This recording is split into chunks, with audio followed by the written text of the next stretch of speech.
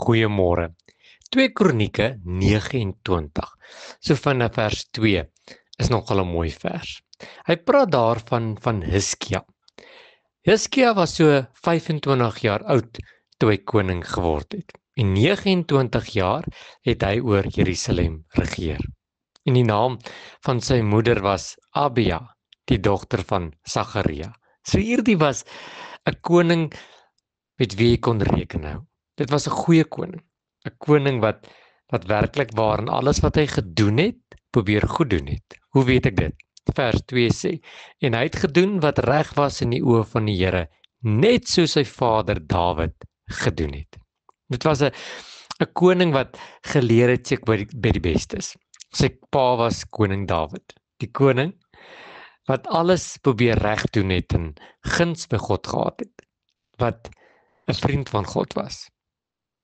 En hier kom die Here en hy skryf hier in 2 Kronieke 29 dat Hiskia het gedoen wat reg was in die oë van die Here. Nou stop gou daar.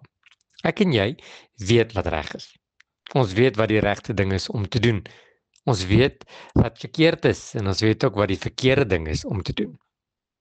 En hier in 2 Kronieke 29 kom 'n klein gedeeltjie in. Sjoe, dit steek by my kop vas. Hy sê hy het gedoen wat reg was in die oë van die Here. En ek sluit my vanmôre in. Gister, die dag voor dit en die week voor dit, het ek baie dinge gedoen wat verkeerd was in die oë van die Here.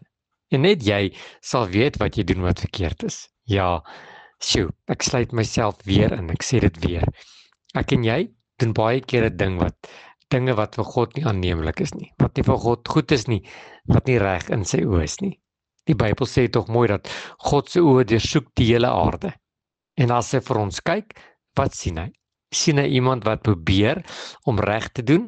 Of sien hy dalk iemand wat altyd besig is om snaaksigheid aan te vang? Vanmôre, so op hierdie Woensdagmôre wil ek jou vra en ek begin by my. Ek wil vandag probeer om alles te doen wat reg is in die oë van die Here. Is dit maklik? Verseker nie. Gaan ons sukkel? Ja. Gaan ons vanaand wanneer ons by die huis kom sê, "Sjoe, ek het geval," miskien. Maar die geheim lê daarin dat ek gaan probeer. Ek gaan my bes te gee. Ek gaan alles in my vermoë doen om so te leef en daarna te streef vandag om net soos Hiskia alles te doen wat vir die Here aanneemlik is. Kan ons dit reg kry? Verseker.